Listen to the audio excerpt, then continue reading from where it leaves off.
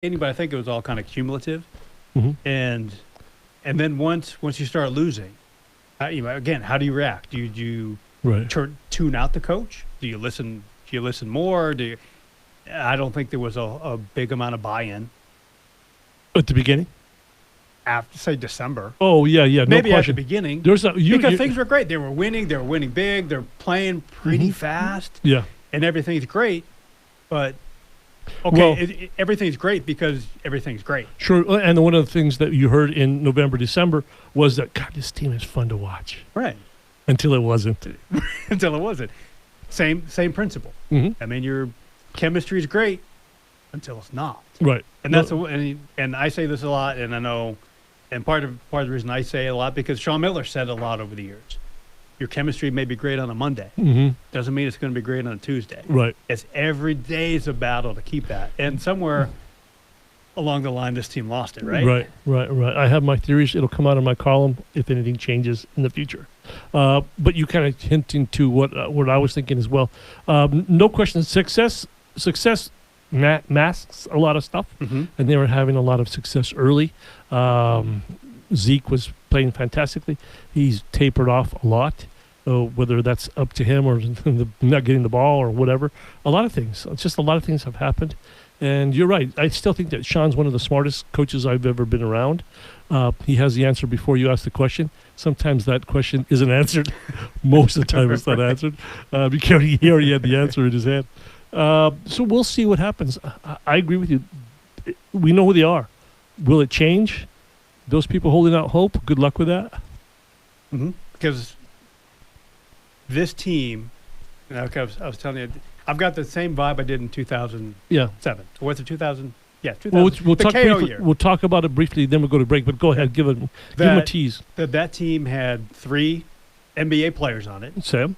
Chase Budinger, Jordan Hill, Jared Bayless. Mhm. 3 pretty good guys. Yeah.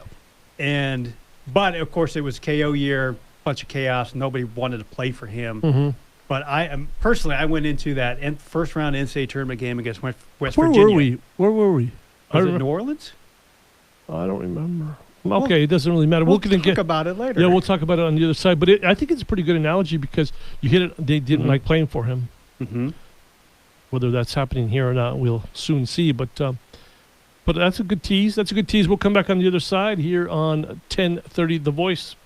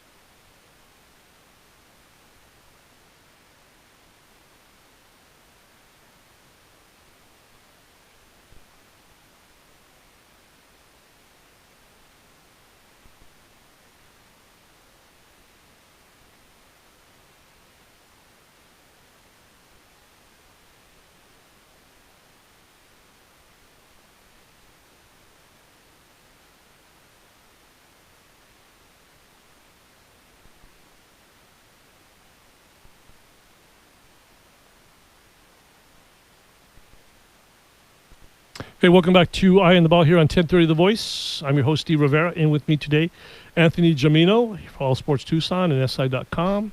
My boy Tom playing my music, Foreigner. Cold as ice. Kind of like describing the UA shooting. I was just going to say that. Was that set up? All year, though, right? Come on. Right? I asked him in November. Wasn't this supposed to be this best shooting team? I asked him that question. He said yes. It seemed like it, kind of on paper. Keep that that finger on the pulse of that bleep thing, because they've been horrible. I'm ready for to go. Months. Yeah, well, they're capable of going like 10 of 18 from three. Well, it's and like then they'll go 3 of 27. I call that the Dylan Smith's career. Hey, well, that's my guy. That's my guy, Dylan Smith. You can have him. I have been defending Dylan all year. You and Miller. Kinda. He is. If Lute had Dylan Mustafa Shakur as the golden child, you have Dylan Smith and Miller too. And the only reason I do is because I thought he got really unfairly blamed for a lot of things last year. Okay. What about this year? What are you going to blame him for? He's been He's played like he's playing last year. I mean, come on, he's streaky as all heck. Oh, absolutely. But at the end of the day, he ends up shooting 37% from three. That's not bad. On this team, that's pretty good. No, it is pretty good. That's pretty good for anybody. In losses.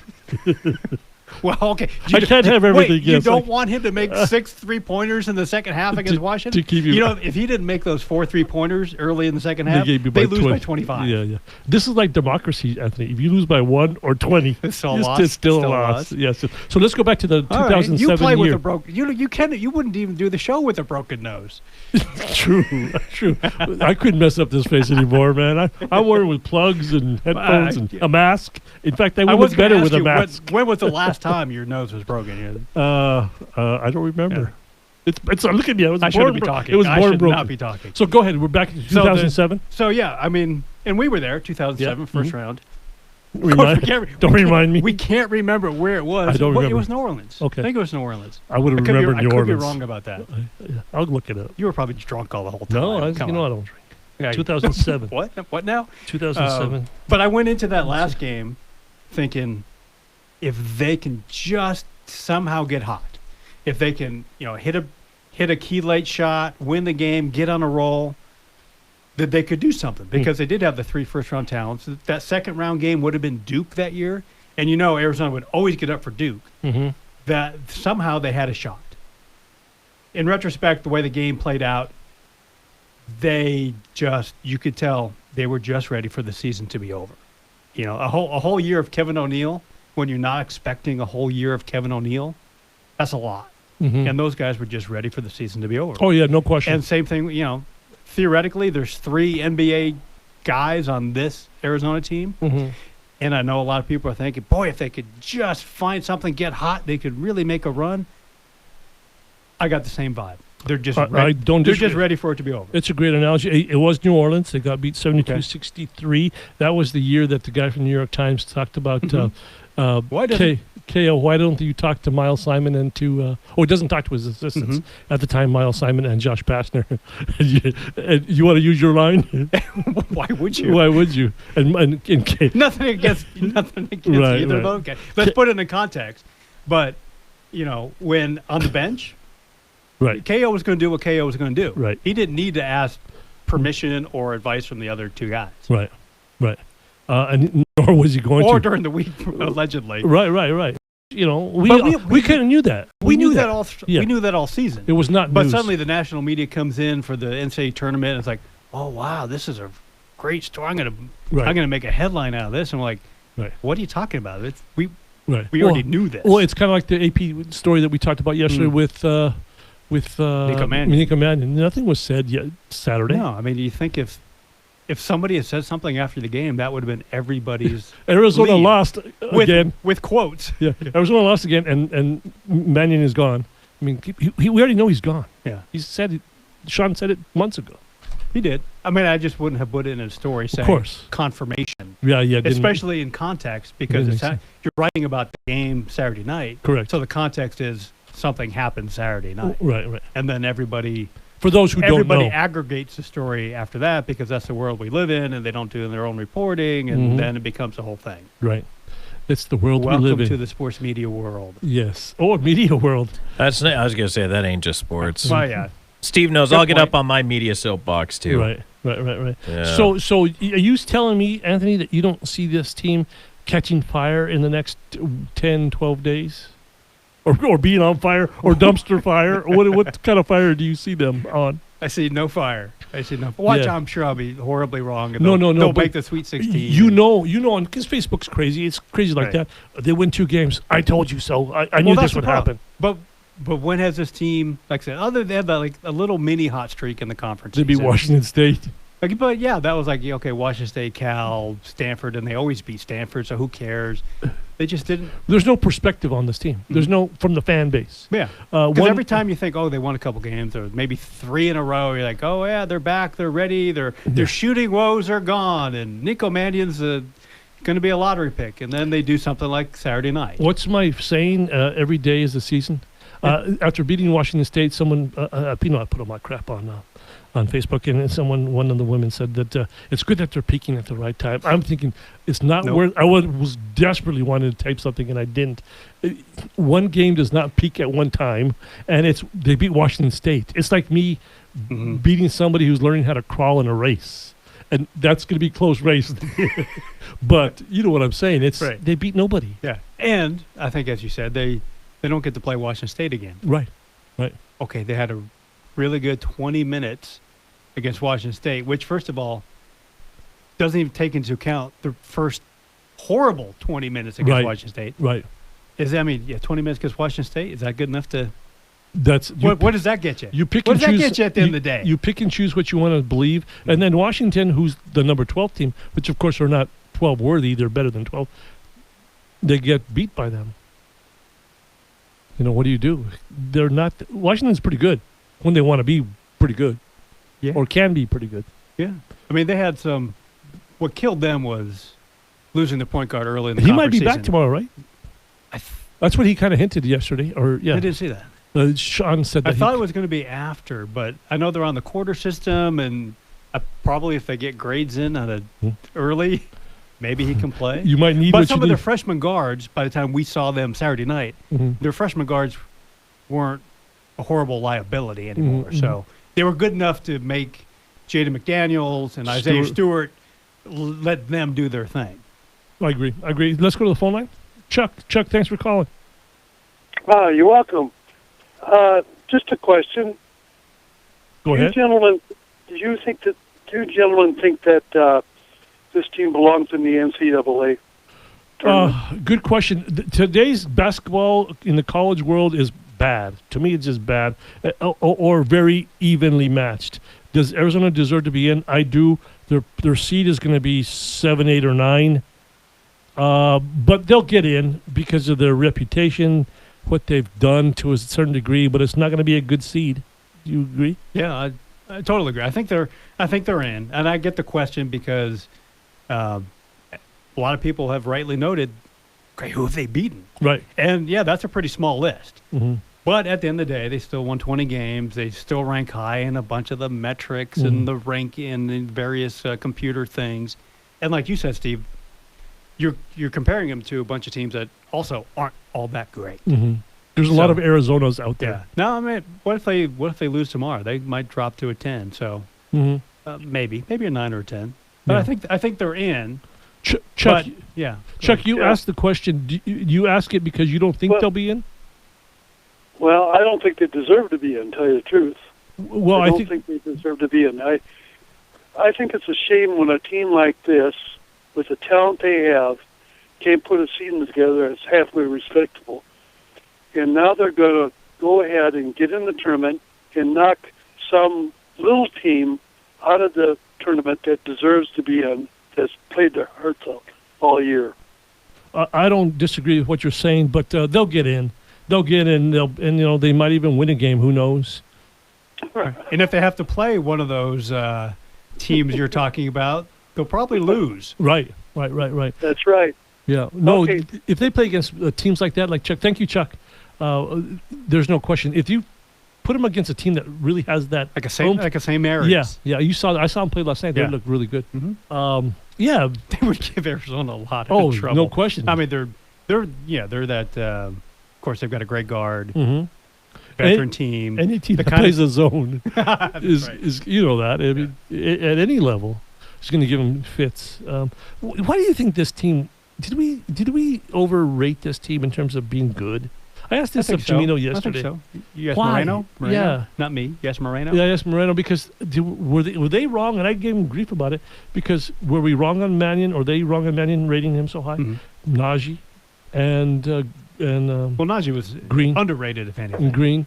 So then everyone talks about all these guys, and they haven't really put it together. Yeah, I mean, some of that's not. It's not Nico Mannia's fault, No, no, no, no. right? Although he hasn't played to the level that we thought he would.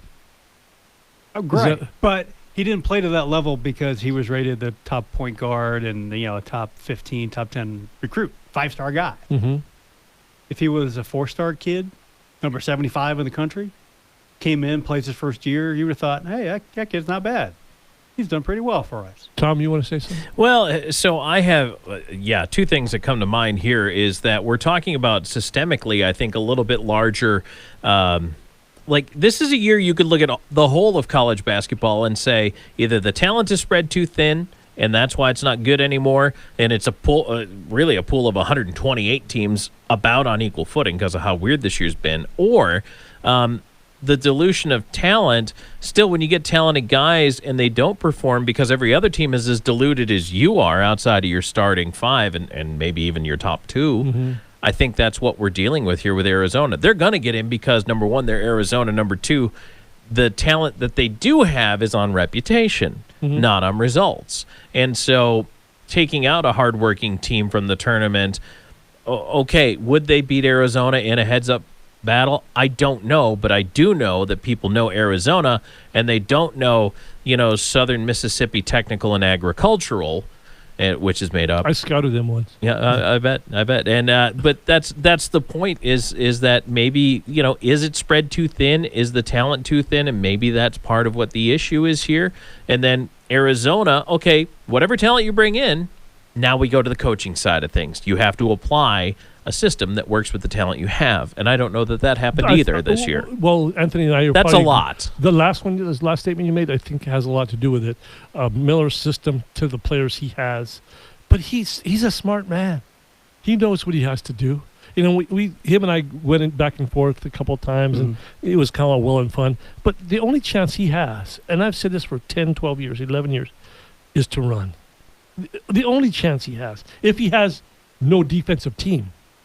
Right. He first and foremost wants to be a grinder, defensive, long, lengthy, and beat you 55 to 52. And this is not that team. It's not that team. And it hasn't been in 5 years. right? Yeah, 4 or right. 5 years.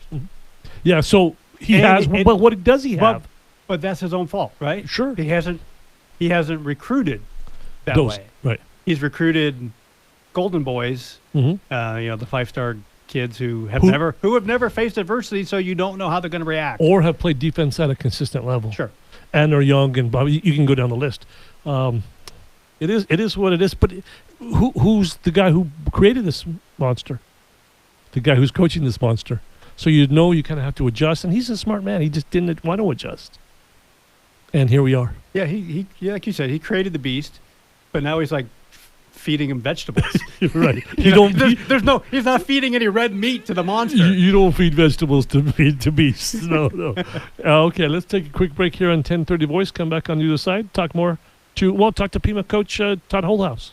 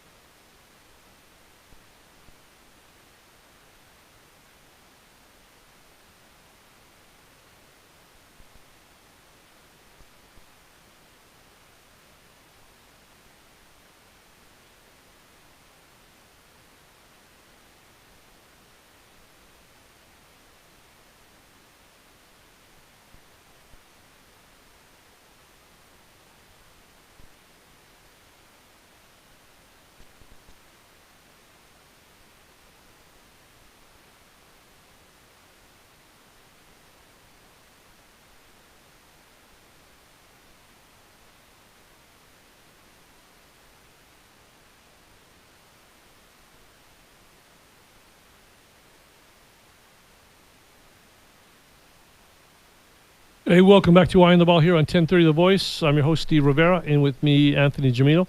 Behind the mic is Mr. Tom Callahan. Now on the phone, we have Pima women's basketball coach, Mr. Todd Holthouse. Coach, how are you? I'm doing awesome. How are you guys doing? Fine, thank you. Hey, some Todd Holthouse magic reappeared last week, and now you're back in the final in that championships, national championships. How does that feel? Oh man, it's pretty satisfying in a lot of ways, and a lot of it, the credit goes to the kids because they did something that no one has done in a long time, and that was to win on the other team's home court. And they looked at me Saturday morning and said, "Coach, we got this," and they went out and did it. So, a lot of credit goes to the kids because they were ready to go. Going into the season, I know you had a very good team last year, some great women on the roster. What did you expect going into the season? That's a good question because we only returned 4 sophomores, and if you know anything about junior college basketball, that makes you really young because you got a lot of freshmen. But, as the season went on, this group really just kind of developed a certain toughness amongst themselves, and a lot of the credit goes to our sophomore leaders because they're just kind of the mentality, you just put your head down and go. And so then as the freshmen fall in line and kind of figure out things, it came together real nice. And then, as the season went on, we had tough stretches because of the way our schedule was set up.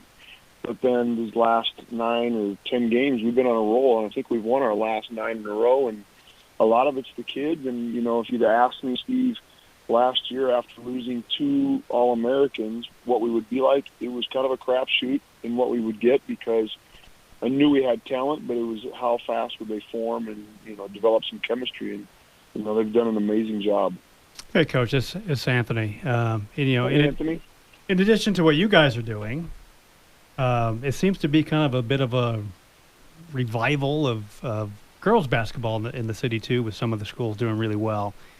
Was there an origin for that? Was there a tipping point that kind of flipped the switch that we're seeing so much good girls hoops?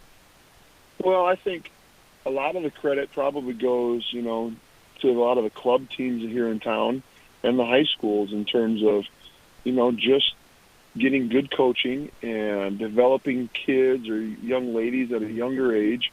And now I think you're seeing probably years of groundwork come to fruition in terms of the high schools, Sabina winning a state championship, Saguaro being in the finals, what Adia is doing down the street. And then, we've been doing it for a long time. So I think it's just kind of a culmination of a lot of hard work.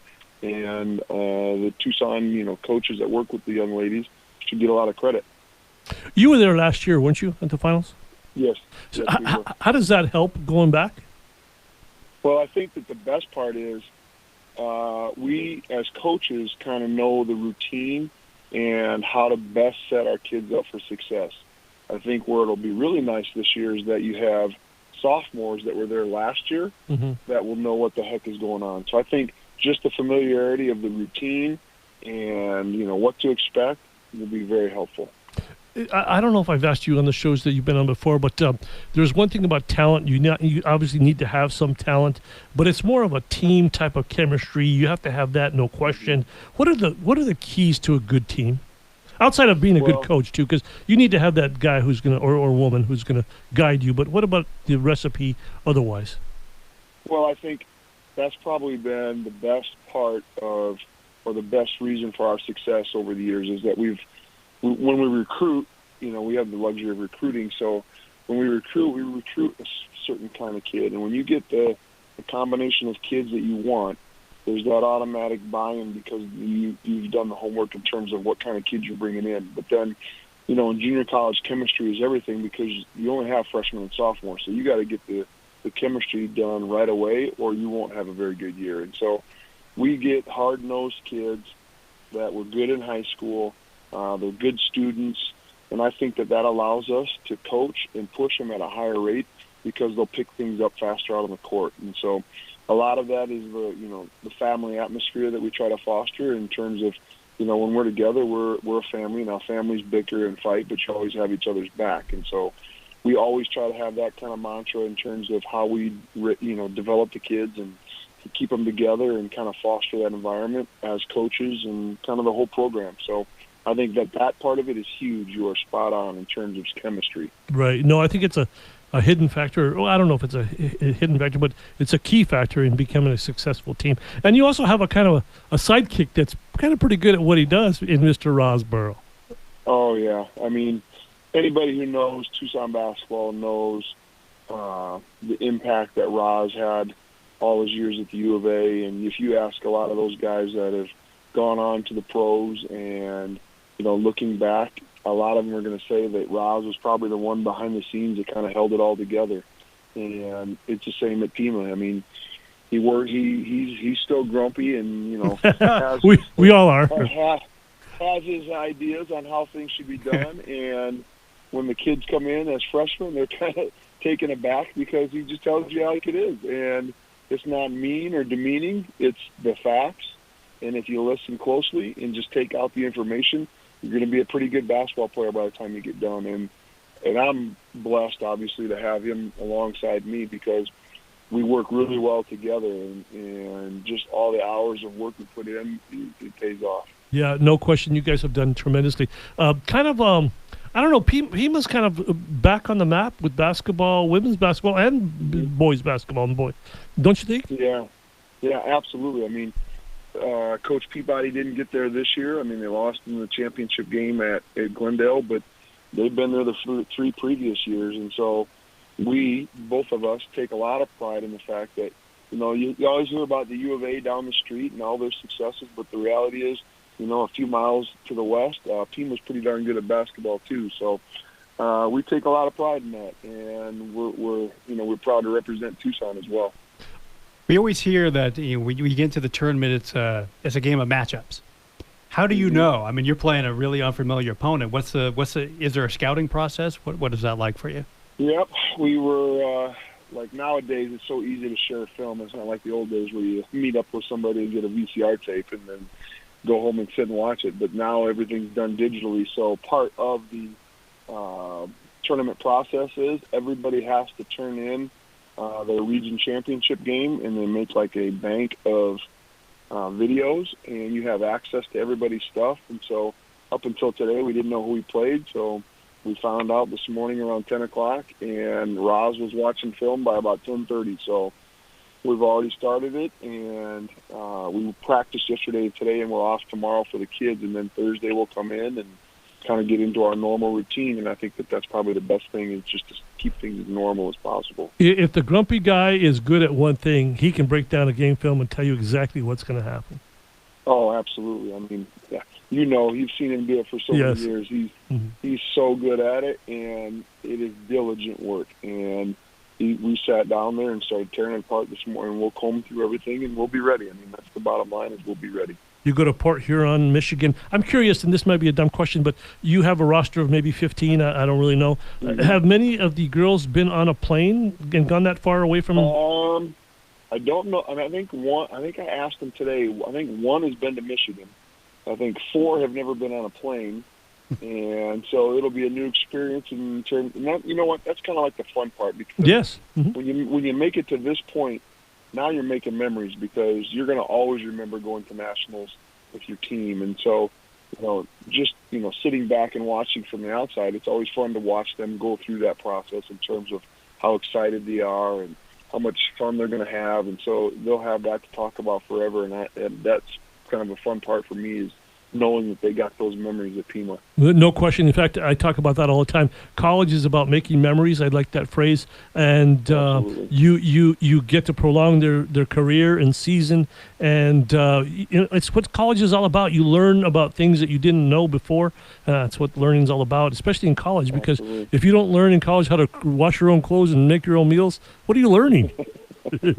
Not a whole heck of a lot. And what you are learning, if you're not doing those things, probably a lot of bad things. So it can go one of 2 ways, probably. Right. So you're 7 seed and go against a 2 seed, I think, right? Well, we got to go to the 10. We play the 10 first. Oh, 10 first. Okay. Yep. Yeah. 7-10. I won't put it. We're the classic 7-10. One game at a time, Coach. I got to remember this. Yeah. I've heard it enough from players and coaches throughout these years. Right. So that's great. And I think last year's example, we're getting there and enjoying the time and doing well. That's always a good thing. Absolutely. Yeah. Well, Coach, thanks for joining us. Appreciate it very much. Good luck. You leave Wednesday tomorrow? We leave Saturday morning. Saturday morning. A couple more days. Yep. Okay. A couple more days, and we play next Tuesday. Oh, great. Congratulations again. You've done tremendous work, and good luck. All right. Thank you guys so much for having me on. I appreciate it. Right. Sure, Coach. Good luck, Coach. Bye-bye. Making a name. Look at Adia. Doing great. Adia at U of A. Todd at Pima. A lot of high school teams with a lot of success. What's up with the water in Tucson? That's what I'm saying. You can't buy it at Costco. You can't buy a lot of things at Costco right now. Right. So that's good. That's cool. You sticking around? What are you gonna do? Yeah, I might. You might stick around, be a little late to where you have to go to. This is kind of fun sometimes. Kind of. Even if you're with me, sorry to say. I only have to do it once. Once, yeah. Well, you'll be back, maybe. Yeah. So we'll see what happens. We'll talk more about basketball, maybe softball. Softball, doing Softball. well. We can take up softball. This is Perfect time. This is a women's sports town. Now right? it is. Yeah, football's not doing well. Just watching the women's games on TV, if you just close your eyes, listen to it, Mhm. you would think it's a men's game, Uh-huh. just because of the crowd and the atmosphere. Right. In fact, I think it may exceed. And if they get to host in the NCAAs, Oh, it's gonna be crazy. crazy. I don't know if you maybe talk a little bit this on the side because you were in a women's SID at U of A, right? I was. You never like, ever would have Bud thought this. Salmon was there. You never ever would have thought this Oh, was hell. possible. Well, that's No. okay. Hell's a good Okay, word. hell no, Steve. Okay, let's take a quick break here in 10:30 The Voice.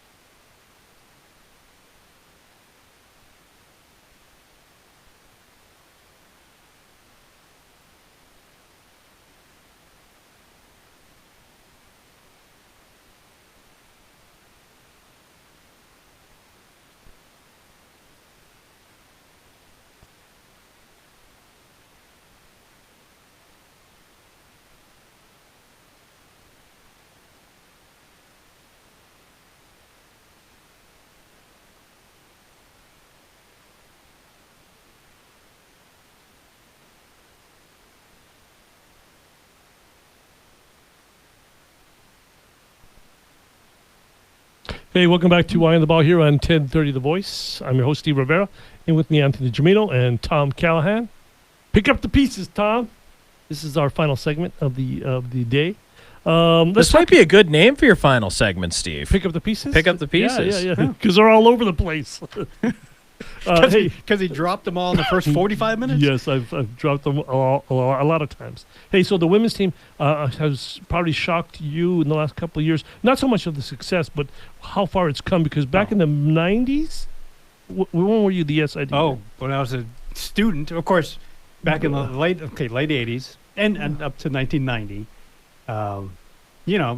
That's all the publicity in the media relations office you needed was a student. Right. Well, Could do it. Right. So I did it for 3 years, which when 88 through 90. Oh, really? I thought it was 87, later. 88 season. Who was the coach? Was it Olkowski? June Olkowski. Yeah. June God, Olkowski. I wonder where she is now. You know? She did a couple things. She was head coach at Northwestern for a while. Uh-huh. She did some TV stuff. I think she's out of the biz now. Mhm. A lot of fun. Great woman. Yeah. She was really young. Yeah. It was obviously her first coaching I remember. job. I mean, she was like in her late 20s when she got the I job. remember. And so it was hard. Arizona had not a great history. Wendy Larry was before there, but those days, again, it didn't entail much in terms of media relations and stuff like that because there were no media covering the team essentially. And I mean, I remember there were 150, 300 people in the stands sometimes. Yeah. So no, you would have never thought. But we went to some great places. We went to Virginia. We went to Rutgers. We went to obviously Stanford. And Stanford was, the place. Yeah, especially in the West Coast. Stanford was the ruler. Jennifer Azey was there at the time, and she was one of the great players I saw. Right. Dawn Staley at Virginia. She was a great player. So you could see it in other areas of the country that the sport was growing. It had support, just not in Arizona at that time. Yeah, well, and that then was 30 years Joan ago. Bobassini did. I mean, she certainly took the steps and got to the Sweet 16 and has some good. Obviously, brought in Adia Barnes as a player, and then there's always the great what if with Chantanese Polk. Right. No, and you saw, and then all of a sudden now they're selling it out, kind of. Some to me, like maybe the last couple of years of Arizona women's basketball, they're like Arizona softball around 1991, when they were still playing at the old Giddings PE field with their metal bleachers. I remember those and again, times. same thing. They would draw 50 people a game. Yeah, which were basically friends, maybe family, and people aimlessly walking between classes. You remember that field? It was facing. Of course I do. If it was facing the opposite direction, like whatever. Backstop. If you envision Hillebrand, which home plate faces southeast, at Giddings it faced northwest. Right. And just bleachers, opposite. like you said, just a backstop. But once they started going to a couple World Series, losing, but getting to a couple World Series. The rivalry with UCLA was growing, and then, of course, they won it all in 91, and Hillebrand opened in 93. But right after that, or right around that time, they became Tucson's darlings. Right. And that's kind of what the women's basketball team, that's the stage they're in right now. Yeah, no, they're Tucson's darlings. It's been fantastic, and they have a star to go with it. It's like and if you want to compare it to Lute, back in 83, 84, 85, they got a guy named Sean Elliott who kind of rode Sean Elliott to greatness, and they have that person in Ari. Yeah, where Lute was fortunate. I know he's told us this before. He was lucky. Sean Elliott was here in his backyard when he first got here. Right. Which helped. We all know Lute would have gotten there eventually, but he got there years ahead of schedule because of Sean Elliott. And Adia, by bringing Ari McDonald in from Washington, did the same thing. She would probably get there eventually because she's not. This isn't just a team of Ari McDonald, right? Because we see that a lot of other players step up around her. Kate Reese, Sam Thomas, recruiting's going pretty well, right? But has the whole process been sped up because of Ari? Absolutely, right. With a lot of hope in the future, and with a lot of people going to games. I mean, you went to any NIT games last year? I did not. It was unbelievable. To me, it was unbelievable because you just didn't think it was happening. And then this year they could do very well if they host in the NCAA. And if crowds are allowed to gather, right? With we don't know yet. Coronavirus, right. We won't. I mean, know. honestly, because we talked about earlier. Some conferences are canceling. Right. Well, the Ivy League canceled their whole tournament. Right. And others are saying no fans, and we'll see what the Pac-12 does. We'll see what the NCAA does. But it's still. What are we? We're a week and a half out from the NCAA women's tournament. Right. So a lot of things can change. Right. So let's move to softball. I wanted to say that the one thing that Adia has, I think, is personable. She knows the media. She knows the community. She's Adia. She kind of knows what's going on. She's young. She's hip. She knows her audience, and she's a straight shooter too. She's very genuine. Yeah. Right. I mean, when a lot of coaches say when they get on Twitter or whatnot, okay, maybe they're sports information directors feeding some stuff, or it's just No, that's her. Right. You know, Yeah. it's genuine sentiment. Right. You think Candrea is on Twitter? Oh heck no! I know. He'll let Danny Martinez take care of that for him. Right. But he's continuing to move on. He's a grumpy old guy. Yeah. Well, right in our wheelhouse. No, but they're doing well. Getting the transfer from Oklahoma. Yeah. The pitcher, Huge. Mariah Lopez. Yeah. That was everything. Yeah. Alyssa Denham is good, but these days you need two. Right. Back in the day, one was good. One was enough. You could ride Debbie Day to a title. You could ride Debbie Day. You could ride Susie Power to a title. You could ride Nancy Evans to a title. You could ride Jenny Finch and Alicia Hollowell. And for one really, really magical week and a half, Taryn Mullen. Right. Which still remains the most remarkable UA athletic performance I've ever seen. Yeah. I don't disagree. I'm just saying. That's for you, because were you covering it then? Yeah. See, you have that, and I have the 91, 92 years of softball, but I still, obviously, the 97 team, when they beat Kansas, I'm thinking, this couldn't be happening. Right. And it was happening. Because when they beat Kansas, everything else was pretty easy outside of a couple of overtime wins. So, yeah, we all have our memories. Yeah. But, the modern softball is different. Yeah. Because the ball? Well, the ball was different back then, but everybody's just so much better. Yeah. Back then, in the mid-'90s, Arizona, there were probably two teams annually that could beat Arizona. UCLA, and then whoever else. Maybe a Fresno State. Oh, that's right. Maybe an Oklahoma, whatever. Mm-hmm. But they went to the World Series, and you knew there were really only a couple teams that could beat them. Right. Now across the country, even when you get to like the regional level now, you're running into a team that you could lose to.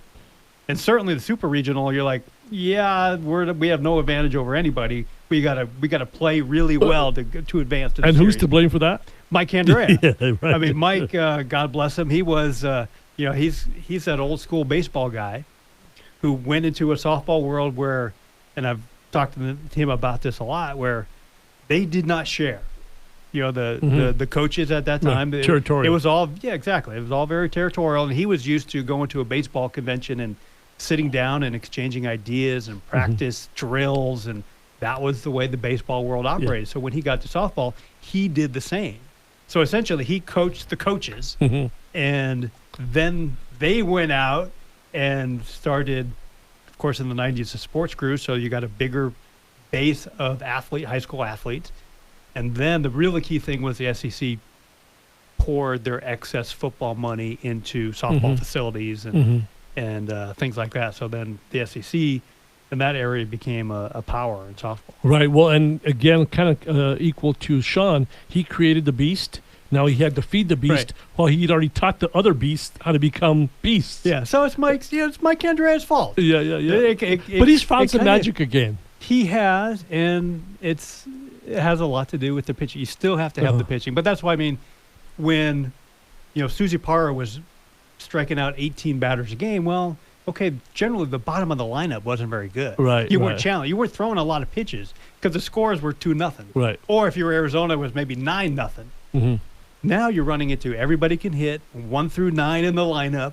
You're throwing a lot more pitches. The games are more high scoring, so you can't rely on just one pitcher all the time. Right. So you got to have the two, and that's why Mariah Lopez was so important, because she's, that's you still have to have the ace. You still have to be able to have that ace to win in the World Series. For a lot of these last several years or so, the pitching's been good. Daniel O'Toole was obviously a step above. Right. But they were good enough to get you there, maybe get through the season, maybe get through the first round of the postseason. The pitching wasn't good enough to get you to the series. Right. But this group probably is. Right. Well, they were a pitch or two away from getting to the series with O'Toole 2-3 years ago. One of the most heartbreaking, that was painful. Yeah, that was heartbreaking losses in the history of the program. Yeah, outside of maybe losing to UCLA in the championship under Tanya Harding. 95. Yeah. 95. When they cheated, the cheaters. I talked to him about that. Everybody on that Arizona team just rankles. I had him on the show that day that they announced for the Houston, and he didn't want to talk about it. He didn't want to talk about it because Mike didn't want to talk about it. Because it was pretty much not the same, but the same thing, because she was ineligible. Right. in that year, Yeah. and Because they won the cheated title. with the scholarship stuff. Mhm. But I still go back to Arizona should have won that game. Oh yeah. Yeah. I mean, Tanya Harding was a great pitcher, and they were all over her that game, and they just squandered a lot of scoring opportunities. I think they lost Wasn't it 4-2, maybe. Yeah, it was a close game. Obviously. But they had their chances. It wasn't like she was so great, Mhm. shut them out, shut them down. Still should have won. And she was in the Olympics, I guess, like the year or so after. I can remember. Oh yeah. For For Australia, For right. Australia. Right. So, what do you think? We got a couple minutes left. Not UCLA, Arizona. So wait. Pac-12. Give me. Go ahead. By the time you come on the air, the game's gonna be over tomorrow. Oh, So what's your prediction? I think they lose. I'm not confident in that pick. But if Washington gets a player or two back, they know Arizona's recipe for failure is a go zone, and I just think that Arizona's kind of tired already. If you're asking me that, I don't disagree. That's my truth. Don't disagree. It's my truth, and you don't. If once you're tired, you can't get that back. I know everybody's like flip the switch. No, They have no and switch. and Sean's talked about that in years past too. It's like once you flip it off. Did you see the press conference today? I did not. Nothing was said. Nothing was asked. But Chase Jeter's back. Okay, So the there's secret 4 weapon. minutes. And Chase Jeter's like not the guy you want against Washington. No, you need because Max they're Hazard. all athletic and long, and You need a can jump shooter. and block your shot. Right. So we'll see if your guy Dylan Smith can shoot the ball Find again. some magic, and you know he will. Good luck with that. because he's not afraid to shoot the ball. 3 for 18 is good for you, I guess. We'll see. So, So what do you think tomorrow? After all the talk, You're gonna pick him to win. I think I think I will. Okay. Yeah, whatever. I'll bet you a Coke or something on I'm it. good with that. I'll get it in that wallet. That'd be good. Okay. Hey, thanks, Anthony. Who are you? Anthony Jamino? Matt Moreno. Matt Moreno? You guys Blame confuse it me. on Matt. Anything I said today, blame it on Matt. Tom, thank you very much for the tunes. You got it. See you tomorrow. Thanks, everybody, here on 1030 The Voice.